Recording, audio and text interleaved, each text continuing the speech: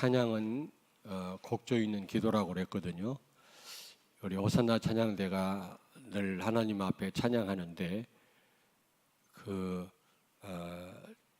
찬양의 그 내용 말씀이 그대로 성취되게 되기를 주의 이름으로 축원합니다. 엘리 시대, 사무엘 시대는 이스라엘 나라의 암흑기라고 합니다. 암흑기. 아주 흑암이 가득한 시대였습니다. 우상이 많은 시대였죠. 하나님 앞에 제사 드리러 간다고 하면서도 전부 종교 생활을 했습니다. 지도자도 다 타락을 했고요. 뿐만 아니라 블레셋과 계속 전쟁을 했거든요. 그러니 그 고통 속에 있을 수밖에 없는 그런 시대였습니다. 심지어 여러분 언약궤를 빼앗겼다니까요. 블레셋 사람들에게 전쟁 중에. 이건 보통 불행한 일이 아니죠. 최고로 불행한 일이었습니다. 이스라엘 백성들에게 있어서는. 그런 수치를 당해서요. 그래서 이 엘리 시대를 가리켜서 이스라엘 나라의 암흑기라 그렇게 얘기를 합니다. 그럼 왜 그랬을까요? 지금 세계 교회가 폐쇄되고 굉장한 위기가 왔는데 여러분 그 원인이 뭐라고 생각하십니까? 오늘 여기 3장 1절에 있습니다. 1절을 같이 읽겠습니다. 아이 사무엘이 엘리 앞에서 여호와를 섬길 때에는 여호와의 말씀이 희귀하여 이상이 흔히 보이지 않았더라. 여러분 말이 됩니까? 하나님의 말씀이 희귀하였다 그랬어요. 지금 교회가 얼마나 많습니까? 말씀 홍수 시대에 우리가 살고 있거든요. 그런데 제가 볼 때는 말씀이 희귀한 시대라고 생각합니다. 엘리 시대와 같다고 생각합니다. 왜 그러냐? 참된 복음이 선포되지 않습니다. 오늘날 교회가 복음을 강조하지 않습니다. 복음이 희미합니다. 아니, 복음이 없습니다. 하나님의 말씀은 선포되지만 가장 중요한 본질이 빠져버렸어요. 예수가 그리스도라고 하는 이 복음이 빠졌다니까. 가장 중요한 언약이 없는 겁니다. 여러분, 가장 중요한 언약, 복음이 뭡니까? 예수는 그리스도다. 그 말이 무슨 말이죠? 예수님은 그리스도로 이 땅에 오신 겁니다. 그리스도가 예수님의 직분이에요. 이름이 아닙니다. 예수님이 그리스도의 직분을 가지고 오셨다. 그리스도를 다른 말로 뭐라고 합니까? 메시아. 구약에서는 메시아라고 그러고 신약에서는 그리스도라고 합니다. 헬란 말로 그리스 말로 크리스토스거든요. 직역하면 무슨 뜻입니까? 기름 부음을 받은 자다. 그런 뜻이에요. 예수님이 기름 부음을 받은 자로 오셨어요. 여러분 누가 기름 부음 받았죠? 구약에 보면 왕, 제사장, 선지자가 왕이 될 때 머리에다가 기름을 붓어요. 올리브유를, 감람나무 그 기름을 붓다니까. 물론 그 감람나무 기름은 성령을 상징합니다. 선지자가 될 때도 머리에다가 기름을 부었고 제사장을 세울 때도 머리에다가 기름을 부었어요. 그래서 이 세 직분을 가리켜서 그리스도라고 그래요. 메시아라고 합니다.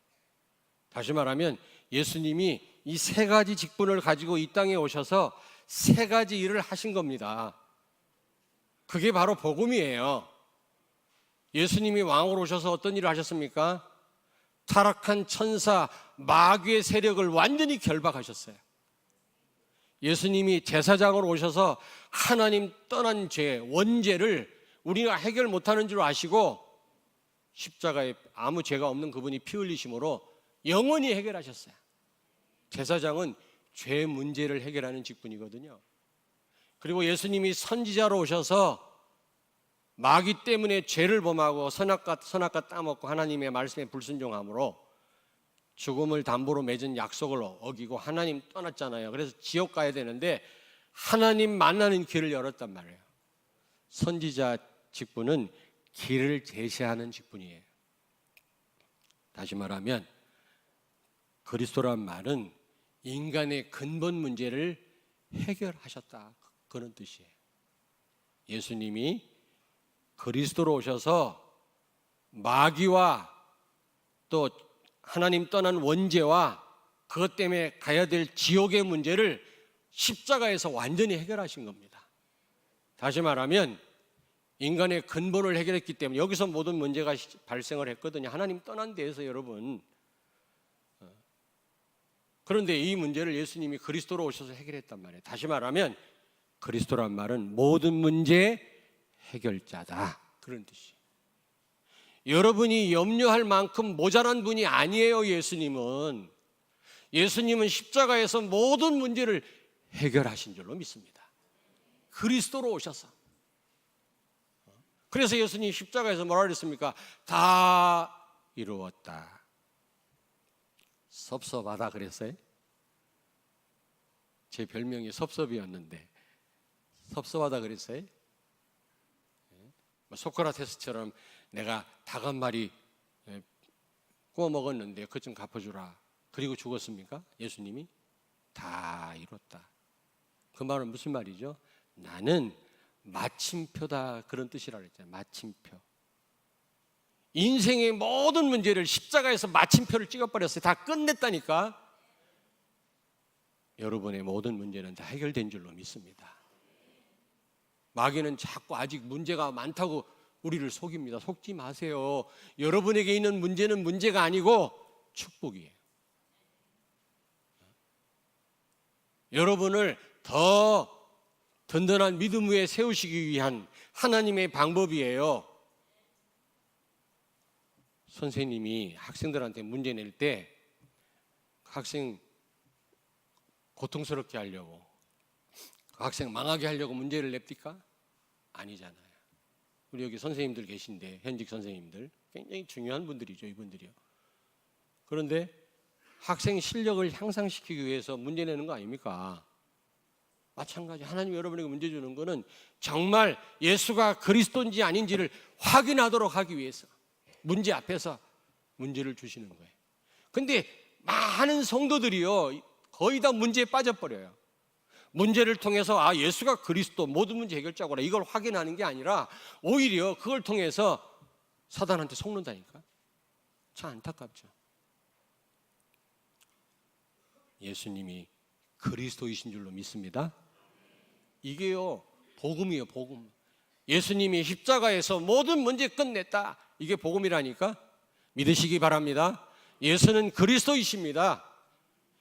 이 언약을 몰라서 지금 이 세계 기독교가 다 폐쇄됐어요. 다 폐쇄됐어요.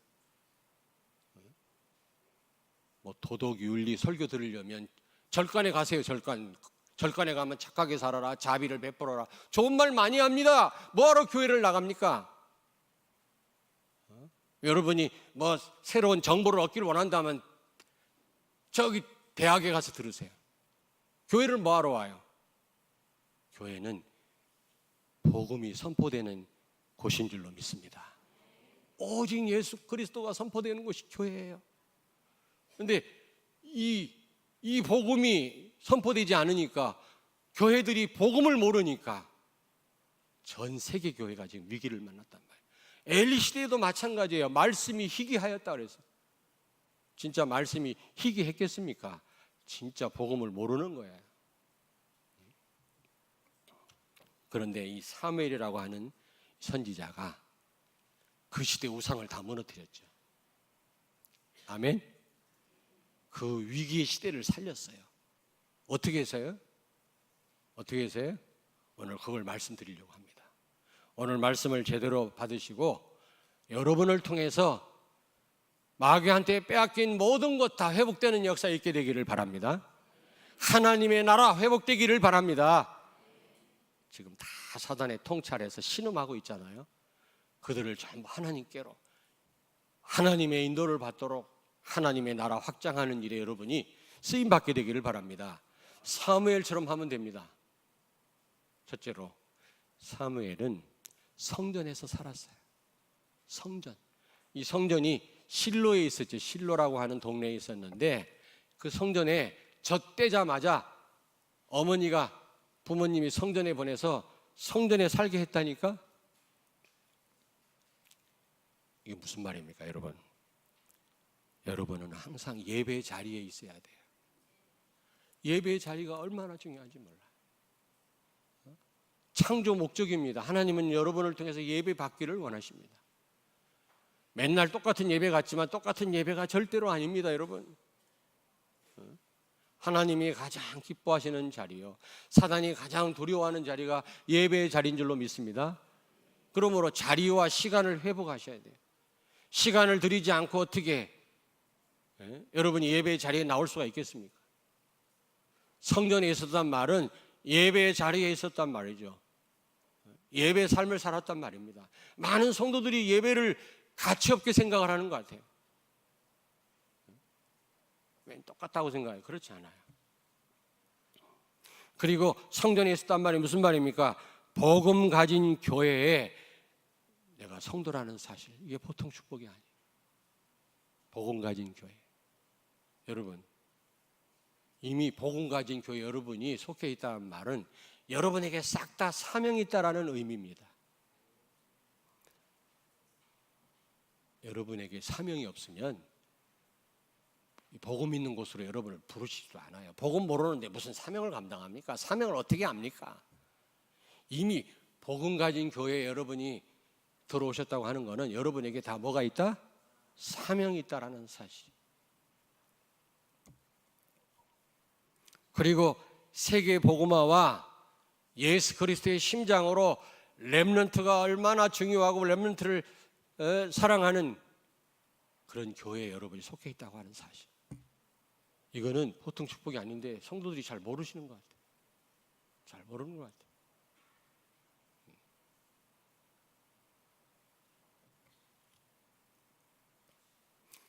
그리고 오직 예수만 강조하고 오직 예수인 교회, 여러분이 그 교회의 성도라는 사실로 인하여 하나님 앞에 감사하셔야 됩니다. 아멘. 엘리야도 사라지고 모세 사라지고 오직 예수만 남았더라. 다 필요 없어요. 예수 안에 다 있어요, 여러분. 예수로 행복하고 예수로 만족하시기를 바랍니다. 예수로 충분합니다. 뭐 보탤 필요가 없어요. 천주교처럼 예수도 믿고 마리아도 믿을 필요가 없어요. 예수 안에 다 있어요. 다 있어요. 여러분 안에 예수 그리스도가 있다면, 함께 하신다면 그 어떤 것도 문제될 게 없어요. 있어도 되고 없어도 돼요. 그래서 다윗은 고백했잖아요. 여호와는 나의 목자시니 내게 부족함이 없다. 가장 어려울 때 그런 고백을 한 겁니다. 여러분, 신앙생활 목적이 뭡니까? 여러분, 문제 해결입니까? 문제 해결 안 되면 어떡할 겁니까? 교회를 떠나겠지요. 그러면 지속 못해요. 하나님 보실 때 동기가 바르지 못합니다. 여러분, 신앙생활의 목적은 오직 예수이기를 바랍니다. 문제는 그건 해결은 하나님이 하시는 일이에요. 우리는 오직 예수이기만 하면 되는 겁니다. 근데 많은 분들이 왜 갈등하는가, 왜 지속을 못하는가, 제가 가만히 보니까요, 내가 붙잡은 언약과 내가 받은 축복은 어마어마하거든. 하나님 자녀니까. 예수가 그리스도라고 하는데 그 언약을 내가 잡았는데 내 삶은 너무 어렵거든. 어려워도 너무 어려워. 아는 분들이 계시네. 너무 어려운 거야. 갭이 너무 큰 거예요. 내가 복음을 깨달았고 이 예수가 그리스도라고 하는 언약을 붙잡았으면 그 어떤 것도 문제가 없어야 되는데 이건 문제가 더 많네. 이게 아니, 복음 가진 교회를 오니까 더 어려워지네. 거기서 갈등하는 겁니다. 거기서 지속을 못하는 거예요. 여러분, 성경에 보세요. 우리의 믿음의 선배들은 더 문제가 많았어요. 우리 정도가 아닙니다. 죽임을 당했어요. 감옥에 갇혔어요. 다 빼앗겼어요. 근데 그들은요, 갭이 없었어요. 갭이. 우리는 갭이 너무 크잖아요. 내가 붙잡은 언약과 내가 받은 축복과 내 현실과 너무 갭이 커요. 너무 거리가 멀어요. 그러니까 우리는 갈등합니다. 그런데 믿음의 선배들, 성경에 나오는 선배들은 여러분 더 문제가 많았지만 그들은 갭을 몰랐어요. 어떻게 해서 그랬을까요? 그들은 진짜 하나님이 그리스도가 주인이었어요. 우리는 말로만 주여 주여 하지 진짜 주인이 아니야. 내가 주인이에요. 내 뜻대로 돼야 돼. 신앙생활도 교회가 나를 위해서 존재해야 돼. 강단 말씀이 나한테 합당해야지. 나한테 합당하지 않으면 그걸 거부해요. 전부 내 중심이라. 그러니까 내 뜻대로 안 되니까 다 실족하고 시험 들고 다 그러는 거예요. 지속을 못. 그러나 성경에 나오는 인물들은 너무 많은 문제가 있었지만 그들이 갭이 없었던 것은 그들은 항상 예수 그리스도가 주인이었어요. 주인이 죽으라면 죽었고 가라면 가고 쓰라면 쓰고 감옥 가라면 감옥 갔어요. 그러니까 아무 문제가 없었다니까. 우리 같으면 큰일 날 일인데.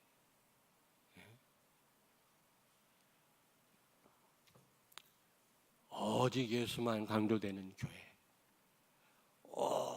오직 예수인 그런 교회 여러분이 있다는 거 최고로 축복인 줄로 믿습니다. 사무엘이 성전에 있었다, 그 말은 보통 말이 아니거든요. 어릴 때부터 예배에 성공했단 말이거든요. 예배 자리에 늘 있었단 말이고, 정말 복음 가진 예수 그리스도를 상징하는 그 교회, 그 성전에 있었단 말이거든요. 우리 렘넌트가 이런 복을 받은 겁니다.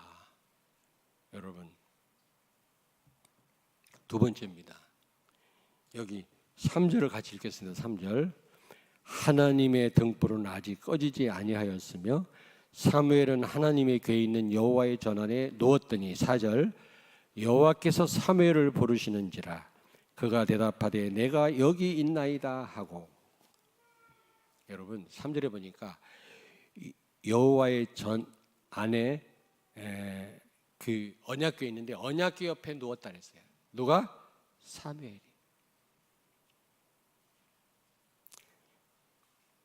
여러분 복음 가진 교회 여러분이 속해 있을 뿐만 아니라 강단에서 늘 예수가 그리스도라고 하는 이 복음이 선포된다고 하는 사실, 이 말씀을 듣고 있다고 하는 사실, 이게 사명의 시작이에요. 성경에 나오는 종들이 항상 사명 감당하기 전에는 반드시 하나님이 말씀을 주셨어요. 말씀이 임했다니까. 말씀 없이 사명 감당했다는 말이 없어요. 성경에 보세요. 예레미야도 모세도 항상 말씀부터 주었다니까. 여러분이 복음 가진 교회에 속해 있다는 말은 사명이 있단 말이고, 이 사명의 시작이 언제냐? 말씀이 선포되는 겁니다. 계속.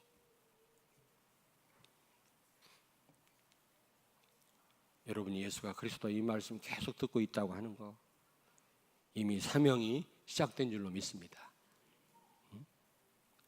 여러분이 말씀의 흐름 속에 있는 게 중요해요. 예수가 그리스도라고 하는 이 복음의 말씀을 계속 듣는 것도 중요하지만 이 말씀의 흐름 속에 있어야 된단 말이 무슨 말이냐면, 교회 흐름 시간표가 있어요. 지금 집중전도 신학원에서 계속 들어가라고 말을 하는데 이게 교회 시간표거든요. 근데 늘 거부하는 사람이 늘 막 당연히 이런 말하면 또 뭐라고 하겠는데 어떻게 될 것 같아요? 그런 분이 금방은 안 나타나요. 두고 보세요. 아, 이게 우리 교회 말씀의 흐름이구나. 빨리빨리 등록하셔야 돼요. 내일까지밖에 그 등록을 안 받는다고 그러네. 근데 추후 등록은 있으니 일단은 여러분이 등록금을 못 낸다 할지라도 일단 등록을 다 하세요. 내가 일부 예배 때 우리 전정미 권사님이 간사가 등록 몇 명 안 했다고 걱정하더라고. 여러분 등록 많이 하시고 이 얘기를 했더니 나한테 찾아와갖고 내 말 하지 마세요. 왜 나를 팝니까? 그러더라고. 어쨌든 나한테 와서 숫자 얘기하고 걱정하고 사실이잖아. 여러분 좀 간사 걱정 끼치지 말고요. 일단 등록금은 좀 이따 내도 된대요. 오늘 연락을 다 해봤으니까 다 등록을 하세요. 이게 교회 말씀의 흐름입니다. 또 본부 말씀 흐름이 있어요. 여러분이 핵심에 못 가고 뭐 화요 집회 못 간다 할지라도 가시면 좋은데 어쨌든 인터넷을 통해서 여러분이 다 들으세요. 그 흐름이 있습니다. 지금 하나님이 지금 어떤 일을 하시려고 하는지 우리 교회를 통해서 그 흐름이 있어요. 그 흐름을 놓치면 안 돼요. 너무 교회 흐름하고 관심이 아니 어떤 분은 우리 교회는 그런 분이 없는데 역으로 가는 분이 있어요. 오히려 반항인지 도대체가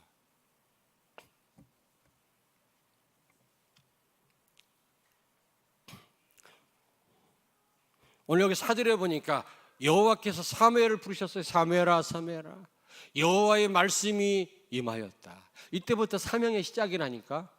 말씀 없이 그 어떤 것도 시작될 수 없어요. 여러분에게 계속 말씀이 선포된다고 하는 것은 복음은 이미 여러분 사명이 시작된 거예요. 이해되시나요?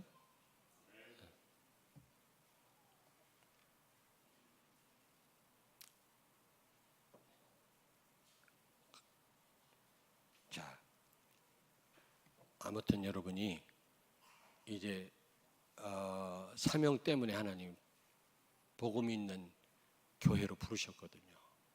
이 말이 무슨 말인지 거의 다 알아들으셨을 거예요. 몇몇 분 빼놓고 다 알아들었을 겁니다. 그 말은 여러분이 다 사명이 있단 말이에요. 하나님이 사명이 없으면 복음 알게 하시지도 않습니다. 진짜 사명 감당하는 복음 아니면 안 되거든요. 두 번째로 계속 강단에서 복음을 선포하게 하시는 거, 하나님이 말씀하시는 거 계속. 그건 이미 여러분 사명 감당이 시작됐다는 말입니다. 무슨 얘기인지 아시겠어요? 어려운가요? 예? 찬양대 어렵습니까?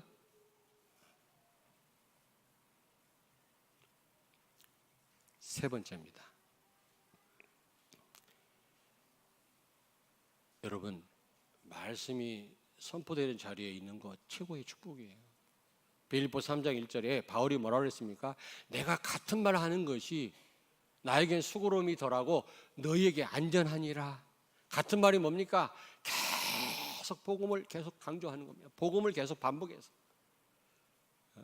여러분 이게 아무것도 아니라고 생각하십니까? 어제도 결혼식이었기 때문에 우리 형제들이 다 오셨어요. 아마 말씀도 말씀이지만 찬양에 특별히 우리 호산나 찬양대, 연합 찬양대 찬양에 굉장히 은혜를 많이 받은 것 같아요. 우리 누님은 막 울더라고요. 그 내용이 얼마나 복음적입니까, 여러분? 이런 찬양 어디서 들어봤어요?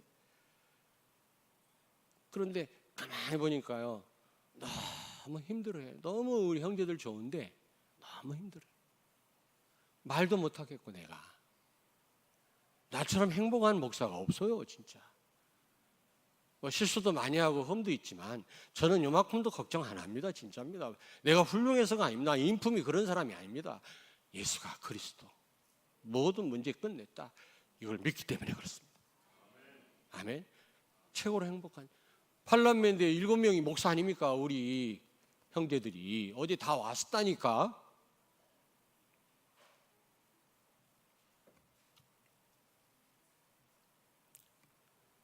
그래서 여러분 이 자리에 늘 복음을 듣는 거, 여러분 하나님 말씀이 임하는 겁니다. 계속 이미 여러분 사명이 시작된 거예요.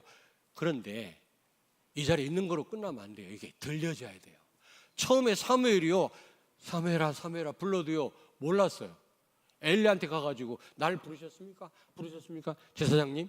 아니 난 너 부른 적 없는데 가서 자거라 자거라. 또 가서 하다 또 하나님이 사무엘아. 나는 하나님이 사무엘아 사무엘아 부를 줄 알았더니 쉐이무엘 이러더라고. 또 먼저 가니까 엘리가 눈치챈 거야. 아, 하나님이 너를 부르셨구나.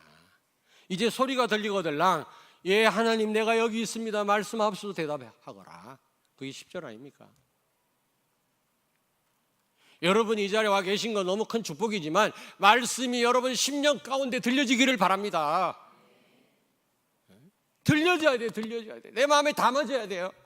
내 심령의 영혼에 부딪혀야 돼요. 듣기만 하면 끝나면 안 돼요. 예수님이 뭐 귀가 없어가지고 귀 있는 자는 들으라고 했겠습니까? 제대로 마음에 담으라는 겁니다. 예배 시간만 떼우고 가지 말고 제대로 들으라는 거예요. 사무엘이 제대로 들린 거예요. 이제는 그때부터 사무엘을 통해서 실제 하나님의 역사가 시작된 것입니다. 여러분, 하나님의 말씀이, 복음이 여러분 심령 가운데 실제로 들려지게 되기를 바랍니다. 들려져야 돼, 들려져야 돼. 물론 하나님의 은혜가 필요하지만은 여기 계신데 이름은 안 되겠습니다만은 저한테 그러더라고. 목사님, 제가요 몇 년 동안 힘들었어요. 목사님 말씀이 안 들려져서. 여기 계세요. 어디 보자. 이러면 너무 표가 나는데. 어? 목사님, 내가 너무 힘들었어요. 와이프하고 열심히 나오긴 했는데 말씀이 안 들려지니까 맨날 똑같은 말만 하는 것 같고, 강단 말씀이 반복인 줄 알았는데 6개월 전에 들려졌대요.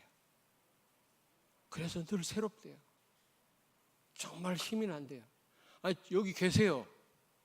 그렇습니다. 여러분, 말씀이 들려져야 돼요.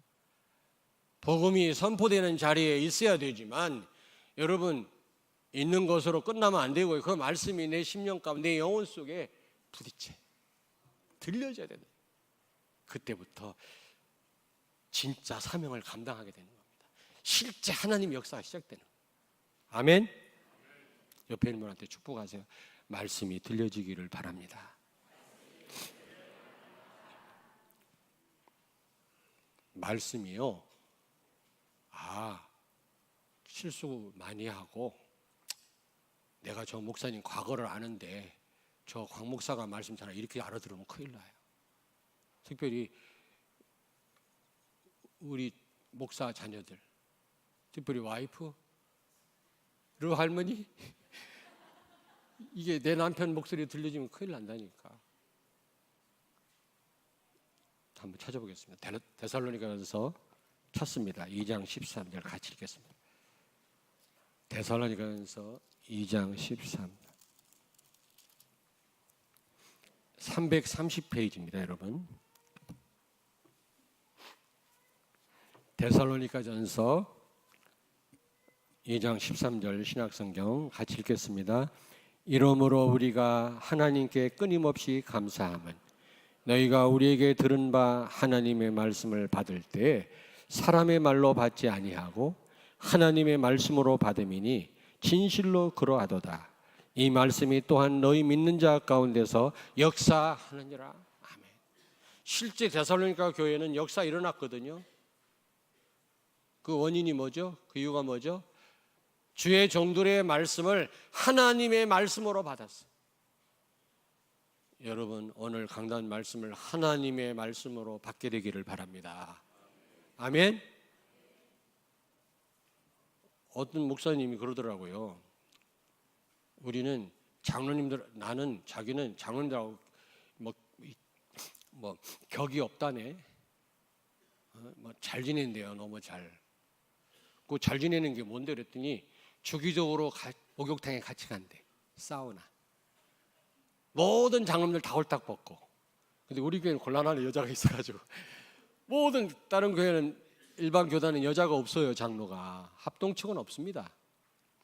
여자 장로 허락하지 않습니다. 여자 목사 없습니다. 우리 교단 있잖아요. 그거 잘못된 거예요. 비성경적입니다. 그게 뒤떨어지는 거예요, 교회가. 그런데 장로님들하고 맨날 가갖고 목욕탕 가서 홀딱 벗고 사우나 같이 하는 거예요. 농담도 하고. 홀딱 벗으면 뭐 누가 누군지 표가 납니까? 안 그래요? 배장로님. 네.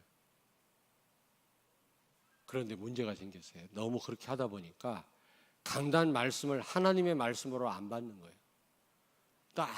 너무 가까이. 저는 우리 성도들을 편애한 적이 한 번도 없습니다. 구분은 했어요. 구분은. 저 사람이 제자구나. 그런 구분은 했지. 내가 차별을 한 적은 없습니다. 나보고 뭐 편애한다는데 천만의 말씀. 나는 한 번도, 하나님 다 아세요, 우리 성도들을 편애한 적은 없습니다. 자신 있게 말씀드릴 수 있어요.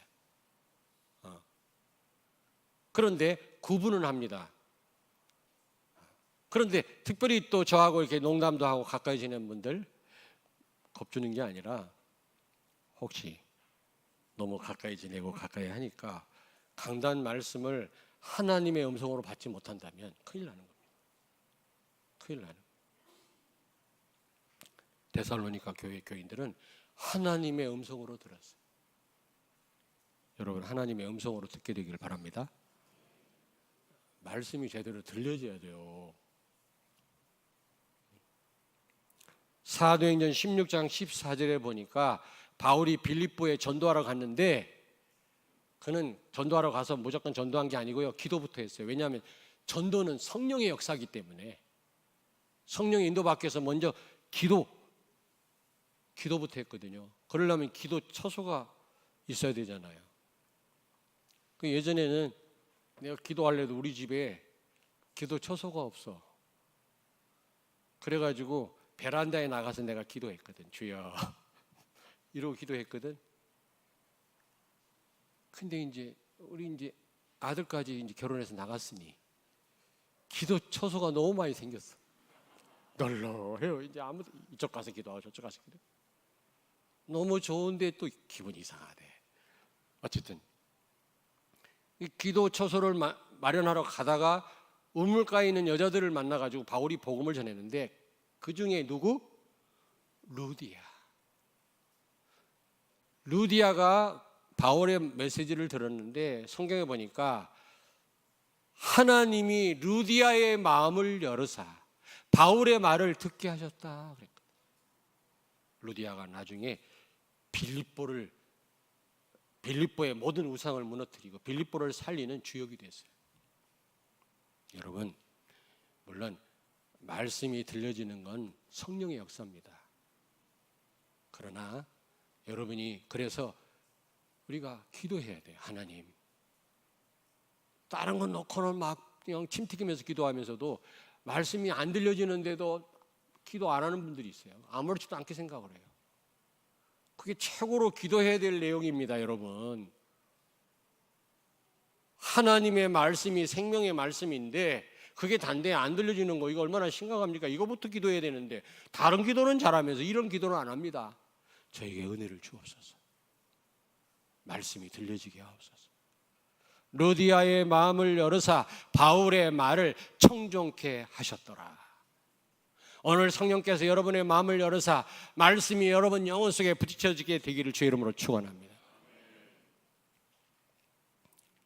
이사야 6장 8절에 보니까, 자, 저를 보세요. 이사야 6장 8절에 보니까 지금 아수르가 지금 유다를 공격해 들어왔어요. 지금 풍전등화와 같은 그런 상황입니다. 그때 시골 청년 이사야가 성전에 들어가서 기도했어요. 나라와 민족을 위해서. 여러분, 기도해야 됩니다. 지금 이 나라와 민족을 위해서 기도하셔야 돼요. 저는 미국 메이저리그 프로야구를 자주 보는데요, 가끔 선전이 나오더라고. 내가 대리됐을 때도, 내가 과장됐을 때도 이렇게 무겁지 않았는데 하면서 아기를 어깨에 두르고, 근데 자녀가 있으니까 내가 무겁다면서, 아버지로서 그런 광고가 나오는데 왜 아버지만 나와? 엄마가 안 나와요. 동성연애 시대니까. 이 매스컴들이 다 이게 가정을 폐쇄시키고 다 무너뜨리는 거예요. 성경적 가치를 다 무너뜨리는 거예요. 우리가 잘 봐야 돼요. 잘 봐야 돼요. 왜 엄마가 안 나와? 옛날에 엄마 다 식구 다 나왔다고. 아빠만 나와. 왜? 아빠 엄마가 남자들이니까.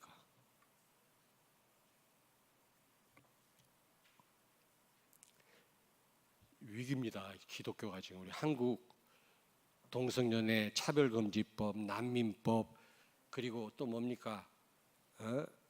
학생 인권 조례, 임신 자유, 공부 안 하는 자유, 이건 모든 권위를 다 부정하는 거고, 성경의 권위까지 부정한 하나님의 창조 질서를 무너뜨리는 사탄의 전략인데, 이거를 권력자들이 사용하거든요. 다 말아먹겠다는 얘기거든요. 자기 권력을 영원히 지키겠다는 얘기인데 속아 넘어가지 마세요.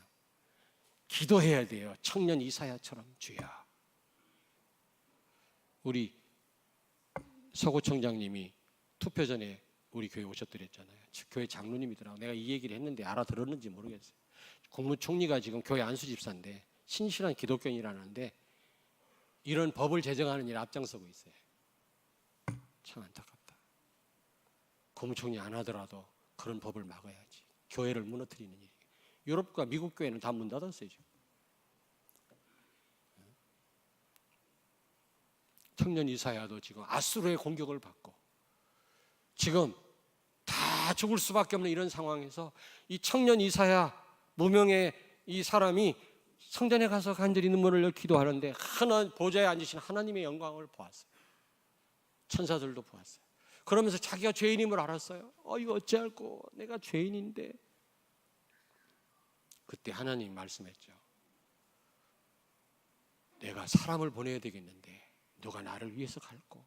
하나님의 음성이 들려졌는데 이사야가 뭐라 그랬어요? 주여, 내가 여기 있나이다, 나를 보내시옵소서. 하나님의 음성이 들려진 거예요. 들려진 거예요. 그때부터 사명 감당의 역사가 일어난 거예요. 이사야를 통해서 그 어려운 상황에서 유다가 구원을 받아요. 여러분에게 말씀이 들려진다면, 이 복음의 말씀이 여러분 통해서 하나님은 이 시대를 살리실 줄로 믿습니다. 문제는 말씀이 들려져야 돼요. 좀 죄송합니다만 이런 말을 써서 예배 시간만 때우지 말고 들려져야 돼요. 내 영혼 속에 예수가 그리스도구나, 내가 정말 사명을 가졌구나, 이 교회에 있다란 말은. 그리고 이미 하나님은 계속해서 그리스도를 강단에서 선포하는 거 보니까 이미 사명은 시작되었고, 내가 알아듣기만 하면 하나님은 실제로 역사하시겠구나, 이 다음 나오시기를 바랍니다. 들려져야 돼. 드디어 이 말씀, 하나님의 부르심에 반응한 사무엘을 통해서 그 시대 우상을 다 막았어요. 미스바 운동을 일으켰어요. 본질이 회복됐어요. 복음이 회복됐어요. 무너진 교회가 다 회복됐어요. 한 시대가 살았어요. 근데 보세요, 성경은 뭐라고 말씀합니까? 사무엘이 사는 날 동안 전쟁이 그쳤더라. 복입니까 아닙니까? 복입니까 아닙니까? 아파트 두 채 사야 그게 복이에요? 두 채 사면 뭐예요? 전쟁 터지는데. 전쟁 터지면 다 죽어요. 재산 필요 없어요. 화폐 종이 조각이에요. 전쟁 나면 젊은 여자들 큰일 나요. 다 강간하고 다. 뿐만 아니라 이긴 나라 사람들이 진 나라 사람들에게 우상을 강요해요. 어떻게 하나님 믿는 사람이 돼지 대가리 앞에 절을 할 수 있습니까? 이것처럼 괴로운 일이 없어요. 전쟁에 지면 그렇다니까. 근데 이 전쟁이 그쳤더라. 최고의 축복이. 사무엘이 사는 날 동안. 여러분, 오늘 말씀을 꼭 붙잡고요. 이 말씀이 들려지기를 바랍니다. 그렇게 되면 결론입니다. 결론 세 가지. 복음 가진 교회 성도는 사명과 큰 축복이 이미 주어져 있음을 아셔야 돼요. 자, 저를 보세요. 여러분에게 큰 사명과 축복이 주어져 있음을 믿습니까? 아셔야 돼요. 여러분 이미 복음을 깨달았다는 말은 쓸데없이 하나님이 깨닫게 한 거 아니에요. 여러분을 향한 하나님의 큰 계획이 있어요. 성전에 있다, 이건 보통 말이 아닙니다. 두 번째로, 복음이 강단을 통해서 늘 선포된다면, 여러분이 늘 말씀을, 복음의 말씀을 듣고 있다면 이미 사명 감당이 시작된 줄로 믿습니다. 아멘. 그리고 그 말씀이 진짜 여러분의 영혼 속에 꽂히고 하나님의 음성으로 들려지고, 저 사람 들었으면 좋겠다가 아니라 내 말씀으로 들려진다면 하나님의 역사는 실제적으로 시작될 줄로 믿습니다. 아멘. 여러분 통해서 암흑 시대였던 이스라엘을 회복했던 사무엘이, 위기를 만난 이 시대, 교회가 폐쇄되고 가정이 폐쇄되고 하나님의 창조 질서가 무너지고 창조 윤리가 무시되는 이때, 이 시대를 살리는 일에 여러분이 꼭 주역으로 쓰임받게 되기를 주의 이름으로 축원합니다. 기도하겠습니다. 복음 가진 교회로 우리를 부르신 것 분명히 큰 축복과 사명이 있는 줄로 확신합니다. 늘 복음의 말씀을 듣게 하시고 우리 영혼 속에 들려지게 하신 것, 이미 하나님 우리를 통해서 사명을 감당하게 하심을 믿습니다. 이제 복음의 말씀이 모두에게 다 들려져서 실제 흑암에 빼앗긴 모든 현장을 회복하고 암흑시대인 이 시대와 민족과 세계와 무너져가는 가정을 살리는 우리 성도들이 되게 하여 주옵소서. 예수님 거룩하신 이름으로 기도하옵나이다. 아멘.